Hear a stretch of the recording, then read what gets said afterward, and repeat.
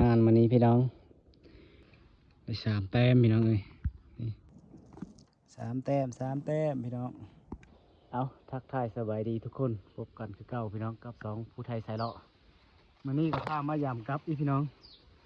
ว่ามาเสิร์ฟไว้ตัวแรกว่านี่แหละมันขำเลยก็เลยไม่ได้ถ่ายคลิปเพิ่งพี่น้องตอนมายามแล้วก็เลยเขาก็เลยถ่ายคลิปเพิ่งโอ้จวดแล้วพี่น้องจวดแล้วลูกอย่างวันนี้พี่น้องนี่เขาได้ตลอดได้นกในได้นี่พี่น้องนะเขาเอิ้นนกอย่างวะโอ้ถือสีโซบมันพี่น้องเอ้ยนกอย่างวะมาแล้วพี่น้องมาแล้ว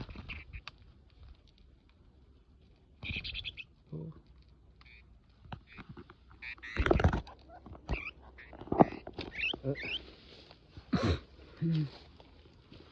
มาแล้วพี่น้องมาแล้วนี่เขาเอิ้นนกพี่หรอวะจวดแล้วพี่น้องแต้มหนึ่งแล้วพี่น้องแต้มแรกมาแล้วพี่น้องเอ้ยมาแล้วพี่น้องมาแล้วพี่น้องเลยแต้มหนึ่งแล้วพี่น้องวันนี้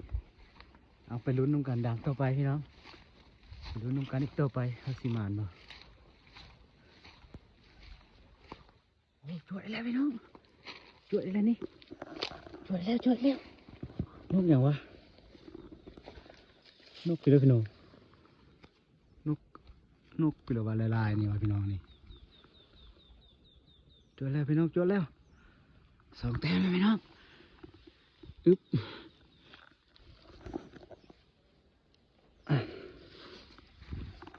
2 แต้มแล้วพี่น้องแต้มที่ 2นี่พี่น้องนี่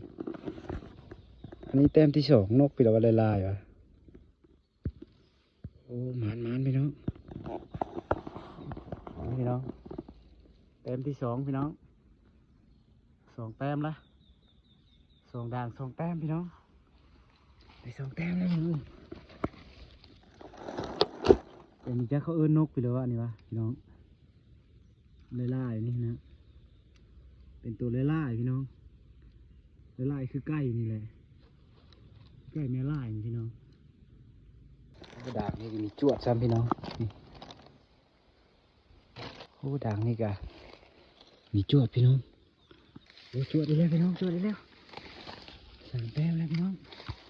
นี่นกน้อยนี่กะ3 แต้มแล้วนี่จวดแล้วพี่น้องจวดแล้วแต้มที่ 3พี่น้อง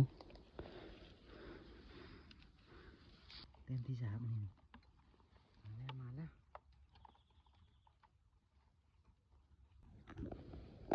ผลงานวันนี้พี่น้องมาเซอร์ว่านี่แหละแต่ไม่ได้ถ่ายให้เบิ้งได้3 แต้มพี่น้องเลยนี่มีจักซื้อนกพี่ละ3 ตัวนี่มีจักซื้อมันเลยจักคอมเมนต์บอกได้พี่น้อง3 แต้มวันนี้พี่น้องได้แต่3 แต้มมีหมานเปลือแต่กระหมานอยู่พี่น้อง3 แต้ม3 แต้มพี่น้อง